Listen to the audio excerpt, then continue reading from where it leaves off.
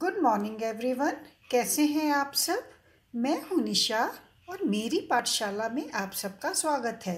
बच्चों, आज हम आपकी पुस्तक गुंजन हिंदी पाठमाला 5 से लेसन नंबर 6 अपना स्थान स्वयं बनाएं के प्रश्नोत्तर करेंगे। इस लेसन का एक्सप्लेनेशन वीडियो मैंने पहले बनाया है, जिसका लिंक आपको डिस्क्रिप्शन बॉक्स में मिल जाएगा। तो पहले आप वह वीडियो देखिए, लेसन को अच्छी तरह से समझिए, फिर आपको उत्तर भी जल्दी समझ में आ जाएंगे। आज मैं प्रश्न उत्तर करने से पहले आपसे कहना चाहती हूँ कि यदि आप मेरे वीडियो देख रहे हैं, आपको लेसन समझने में कुछ हेल्प मिल रही है, तो चैनल निशा की पाठशाला को सब्सक्राइब करिए और वीडियो को लाइक करिए, अपने फ्रेंड्स के साथ शेयर करिए। तो चलिए पहले हम मौखिक प्रश्न करते हैं। प्रश्न का है, बादशाह ने युवक का वेतन कितना तय किया? उत्तर है, बादशाह ने युवक का वेतन 15 रुपये तय किया। जब मंत्री युवक को बादशाह के पास लाए तो बादशाह ने उस युवक को अपने निजी कार्यालय में चपरासी पियून की नौकरी दी और उसका वेतन 15 रुपीज़ तय किया। प्रश्न खा है, युवक ने बाजार में क्या बेचा? उत्तर है, कोठरी में पड़े लिफाफों पर सोना और रत्न जड़े हुए थे। युवक ने वो सभी कीमती सामान उतरवाकर बाजार में बेच दिया। जब युवक कार्यालय मतलब ऑफिस की सफाई कर रहा था, तब उसे एक कोठरी में बहुत से लिफाफे मिले, जिनके ऊपर बहुत ही कीमती रत्न लगे हुए थे। तब युवक ने क्या किया? उसने कारीगर को बुलाया और उन लिफाफों पर लगा कीमती सामान निकलवाकर बाजार में बेच दिया। नेक्स्ट क्वेश्चन है, बादशाह ने अपने राज्य का वित्त मंत्री किसे बना दिया?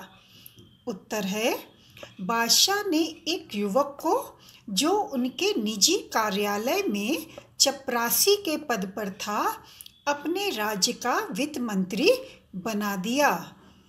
जब राजा अपने निजी कार्यालय पर्सनल ऑफिस में गए तो वहाँ की सजावट देखकर और युवक की बातें सुनकर बहुत ही खुश हुए और उस युवक से प्रभावित होकर उसे अपने राज्य का वित्त मंत्री, फाइनेंस मिनिस्टर बना दिया।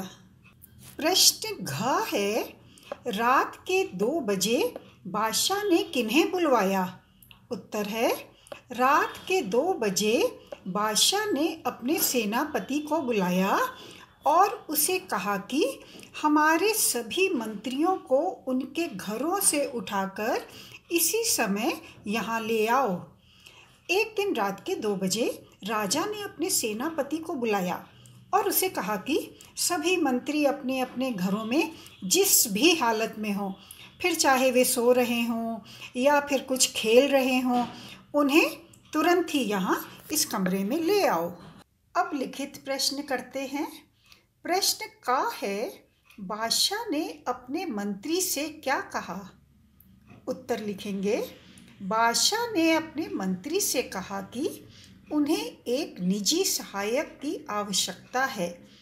आपकी दृष्टि में अगर कोई अच्छा आदमी है तो वह उसे लेकर आए। तो बादशाह ने मंत्री से अपने लिए एक निजी सहायक, पर्सनल असिस्टेंट लाने के लिए कहा।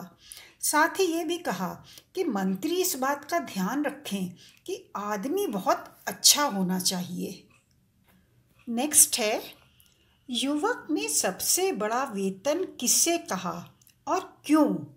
उत्तर है, युवक ने सबसे बड़ा वेतन अपने बादशाह की सेवा करने के अवसर को कहा।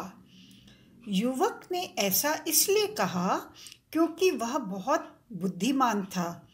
उसे स्वयं पर विश्वास था कि वह अपने परिश्रम, सेवा भाव और ईमानदारी से एक दिन उच्च स्थान अवश्य प्राप्त कर लेगा। जब राजा ने युवक को चपरासी के पद पर रखा और वेतन 15 रुपीज़ देने को कहा, तो मंत्री को यह सुनकर बहुत बुरा लगा, क्योंकि मंत्री ने उस युवक को हजारों लोगों में से छांटा था, पर युवक खुश था कि उसे अपने राजा की सेवा करने का अवसर मिल रहा है और यही उसके लिए सबसे बड़ा वेतन है। अब यहाँ यह भी पूछा गया है कि युवक ने ऐसा क्यों कहा। उसने ऐसा इसलिए कहा क्योंकि उसे खुद पर विश्वास था कि वह एक ना एक दिन अपनी मेहनत, सेवा आदि से अच्छा स्थान प्राप्त कर लेगा। तो बच्चों, अच्छे गुणों का बहुत ही महत्व होता है, वे कभी भी व्यर्थ नहीं जाते हैं। प्रश्न ग है, चुगलखोरों ने युवक को बादशाह की नज़रों से गिराने के लिए क्या किया? उत्तर लिखेंगे, चुगलखोरों ने बादशाह से उस युवक की शिकायत कर दी कि वह खजाने के पैसे लुटा रहा है। युवक की ईमानदारी से परेशान होकर चुगलखोर किसी न किसी बहाने उसकी शिकायत करते रहते, जिससे कि वह बादशाह की नज़रों से गिर जाए। युवक बहुत ईमानदार था। उसकी ईमानदारी देखकर बादशाह तो बहुत खुश हुए और उसे राज्य का वित्त मंत्री बना दिया।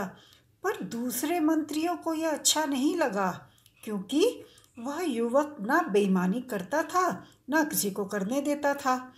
इसलिए चुगलखोर राजा से हमेशा उसकी शिकायत करते रहते, जिससे कि युवक की इज्जत कम हो जाए। प्रश्न घ है, वित्त मंत्री रात के 2 बजे क्या कर रहे थे? उत्तर है, वित्त मंत्री रात के 2 बजे एक चौकी पर बैठे हुए दिए की रोशनी में दूर के इलाके से आए हुए राजकर का हिसाब देख रहे थे। जब राजा ने रात के 2 बजे अपने सभी मंत्रियों को एक कमरे में बुलवाया तो कुछ मंत्री तो नशे में थे और कुछ जुआ गैम्बलिंग खेल रहे थे, पर वित्त मंत्री राजकर का हिसाब किताब लगा रहे थे। लास्ट क्वेश्चन है, वित्त मंत्री ने राजा से एक पैसा क्यों नहीं लिया? उत्तर लिखेंगे, वित्त मंत्री ने राजा से एक पैसा इसलिए नहीं लिया क्योंकि उन्हें लगता था कि पैसा डालकर हिसाब ठीक करने से और पूछताछ ना करने से अफसरों के काम में ढील आ जाएगी और उनके मन में बेईमानी पैदा होगी। जब राजा ने देखा कि वित्त मंत्री एक पैसे के लिए रात के 2 बजे बैठे हिसाब लगा रहे हैं, तो उन्होंने अपनी जेब से एक पैसा देकर कहा, लो अब हिसाब ठीक कर दो। पर वित्त मंत्री ने ऐसा करने से मना कर दिया और कहा कि अगर अफसरों से हिसाब में गड़बड़ क्यों है ऐसा ना पूछा गया तो वे और बेईमानी करेंगे, साथ ही उनके काम पर भी बुरा असर पड़ेगा। इसलिए वित्त मंत्री ने राजा से एक पैसा नहीं लिया। तो अब मैं उम्मीद करती हूँ कि यह प्रश्न उत्तर आपको समझ में आ गए होंगे। आप सब खुश रहिए, अपना ध्यान रखिए। अब हम एक नए वीडियो के साथ शीघ्र ही मिलेंगे। Till then, bye and thank you.